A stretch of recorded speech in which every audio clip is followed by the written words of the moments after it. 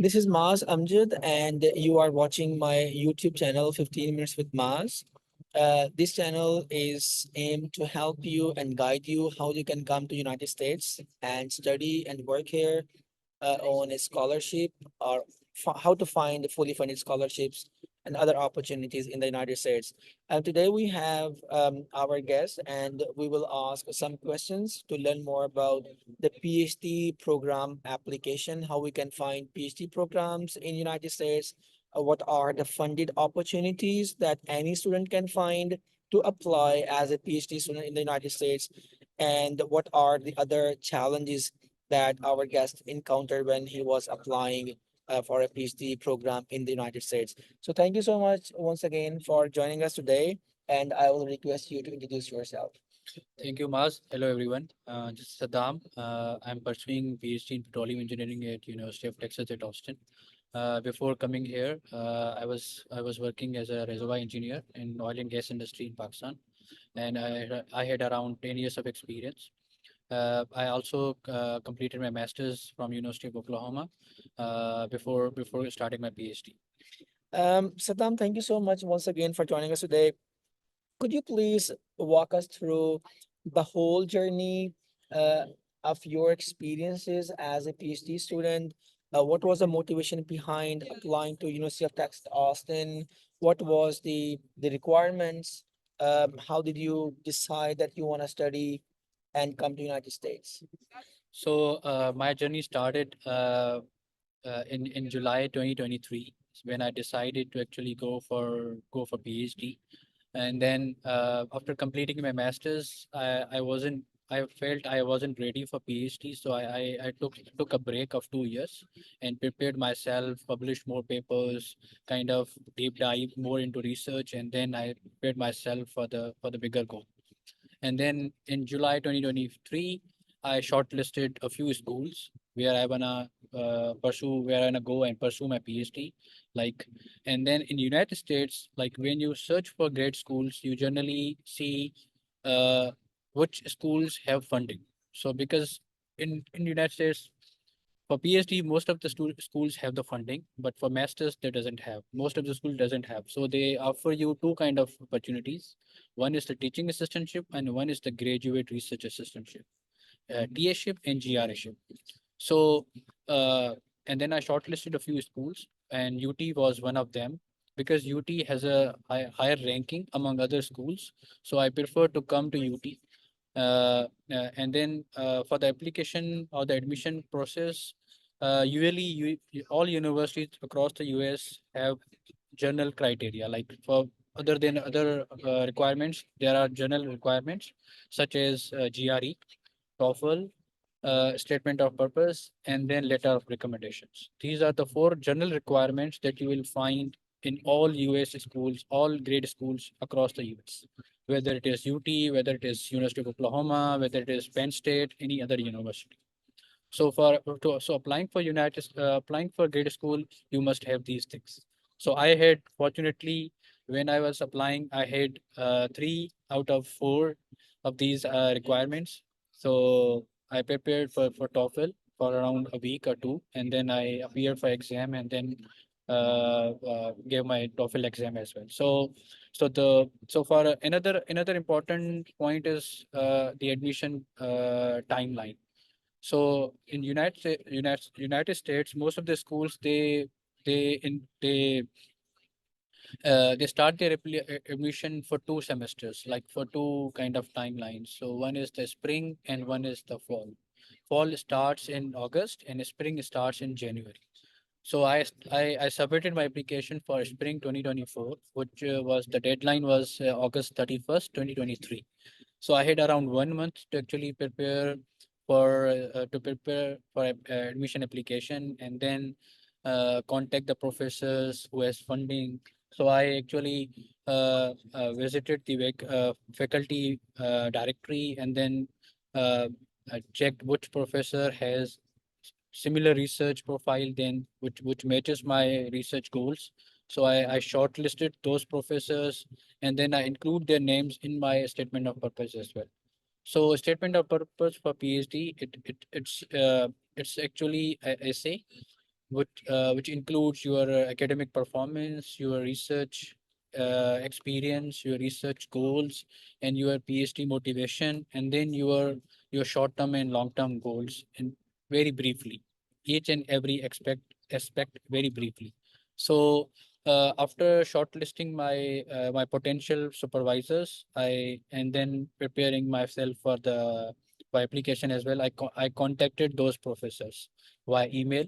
You write down email, a very simple short email showing your interest to work with them. Like, you, in one paragraph you introduce yourself. In the second paragraph, very short, like 5 to 7 lines, you in the second paragraph you give them your, like, to tell them about your previous research experience. And third, like, your potential project, like, it even doesn't exist, so you just tell them that you want to work in this area, just to show them your interest. So how did you like know that you want to work in that specific area? Did you read research papers or did you do some projects in masters? What Mm. was the motivation behind choosing that specific area for your PhD studies? So, for say, if you are like in area, all of the, like, most of the research is going, like, a lot of research is going on. Like, let's say in the energy field, right now the research is going on hydrogen storage, decarbonization, and a lot of other stuff. So I did research, a lot of research during my master's, so I had a good research experience previously, and I used to read a lot of papers. So I have idea about, like, how the industry is going, what research areas right now academics is working on. So I had good idea about those things. So I contacted professors, and then I saw which professor are working on the research area that matches my research interests as well. So I contacted those professors, and then showed them my interest. So most of the time you don't get reply from the professor, uh, but generally, if your professor sees, like, he's a potential candidate for my group, so he'll reply you, and then he'll encourage you to apply for admission. Because professor doesn't gonna help you for the admission. Admission is solely depend on the admission committee of that particular grade school. And then once you get admission, then the professor will will send you the offer letter or the funding for to join his group for your PhD. So once you write your statement of purpose, you have your GRE, you have your TOEFL. What was the GRE and TOEFL limitations, like the upper limit score for the University of Texas Austin? So UT's requirement for GRE is quite high. So actually, for especially in the areas of engineering, where the demand for quant score is very high. So I would say if your GRE score is above 155, you potentially have a good chance, but it's not the, I would say it's not the exact score, or the, you can say that if you have 155 you will surely get admission. But I would say I have seen a lot of candidates who had 155 score or 160 score, but as much a score as you have in quant section, you will have a better chance to get admission. And for TOEFL, since it's a language requirement test, for TOEFL, like, it has 4 sections: reading, writing, listening, and speaking. So if you, like, it's not, I would say, most of us are used to speak English, write, and somehow you have to prepare about the test, and then you can appear for test. Generally, the TOEFL requirement is above 80. 80 score is you can say the cutoff score for grade school. And then 80 score, it divided, like, each section you should have at least 20 points in each section. And then the maximum score is 120. So each section comprises of 30 points, like reading, writing, speaking, and listening. Each segment has 30 points in it. So once you have your GRE ready, you have your TOEFL, you have your SOP written, what was the next step? Did you go to any portal where you uploaded all your documents? Did you apply or submit any application fee for the university? Yeah. So for the application, you have to go to the graduate school portal in that particular university. Like for UT, if you go to any particular department, let's say petroleum engineering, and then you will find the admission segment, and then there will be a drop down list like undergrad and then the grade. And when you click on the grade section, you will find the requirements for the admission, and then you will find a link for the admission, like the link to the portal. And then you click on it, and then uh, it will show you another window where you will have to sign up for the school. And then once you sign up, and then you will see the admission form, or the you can say the where you will submit all your documents. And for the admission, most of the universities in United States, they have the application fee. They charge you around $50 to $80, and in some universities it is more than that, but it is one time fee that you have to pay. And then if you didn't get admission in the in that particular university, that is actually refundable, non-refundable, and then it's just like vested. Okay. Yeah. So once you submit your documents, basically upload the documents on the university portal, what's the next step after that? So once you submit the application, and then as Ali mentioned, so you talk to the potential supervisors. Any like if you have more than one, then just send them an email, show them your interest, and then wait for their reply. Don't be like uh don't send them too many emails. Like if he doesn't reply you, just wait for it, wait for a week, wait for 2 weeks, and then send them another email, a reminder, or talk to them through LinkedIn, connect through LinkedIn, and then humbly request or humbly talk to them, and then show them your interest. If he doesn't have any opportunity available, he will straight away say, I don't have any opportunity. So that's okay, no problem. You can talk to another professor, and then meanwhile, someone will definitely will have opportunity or will have vacancy to actually hire grade student for their group.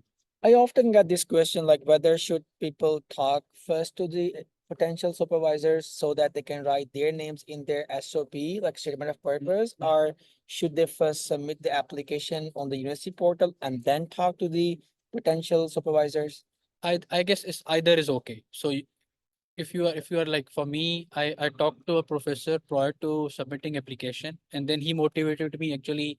Like I got the reply in an hour. Like when I just sent him an email, and then he just replied in an hour, and then telling me just apply for the admission. And that was kind of a motivation for me. Okay, I should prepare myself and then apply for it. And then after applying, so you can talk to like more professors. Don't stick to one professor. And then I would suggest you actually send two to three send email to two to three supervisors, potential supervisors, and then one of them will definitely hire you if you meet all the requirements. And in case if people don't get any positive response from any potential academic supervisors, what are the other potential options that students can choose for? So it's not the one university, like it's not UT only here. So you can apply for other schools. Definitely, the criteria for higher school, higher ranking school are very high. The it's very competitive.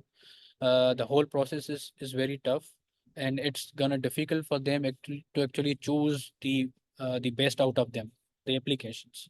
So for UT, it's very tough. Like you say, if you meet all the requirements, and then but if somebody has a good profile than yours, then definitely he'll get hired. So it's not the end of the world. So you can apply for other schools. Like I would suggest you to actually apply for 3 to 4 schools in United States, like to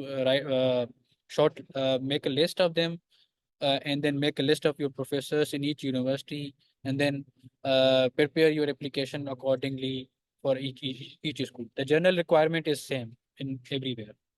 Do you have any advice for our reviewers, like our viewers, so they how they can best prepare their application, their dossier? Is there any specific recommendation? So my first recommendation about the SOP. I would suggest you to write in your own language rather than copying it from ChatGPT or any other AI driven or AI written SOP. So write in your own language, don't make it too lengthy. Don't focus on one point rather than highlighting your each and every strength, like your academics, your research, your social activities, each and everything in SOP. Second is letter of recommendations for admission. So you must write down your letter of recommendation by your own, and then send it to your recommendee, and so that he can sign it or he can send it to the school directly. And third thing is about it about like about the motivation. If you are motivated in somehow in any capacity, like you wanna pursue your studies, you wanna go to grade school, you have a like long waited dream in your life that I wanna pursue PhD or I wanna pursue masters. So don't wait for it. I would say the life is short. Just go for it, and then uh, everything will be good. Perfect. Thank you so much once again for watching us today. We covered how you can come to United States, how you can apply and submit your application specifically to the University of Texas Austin. If you have any specific question regarding this video, please feel free to comment. Or if you have any question, feel free to reach out and I will do my best to respond to your question or make a specific another video to address that specific comment.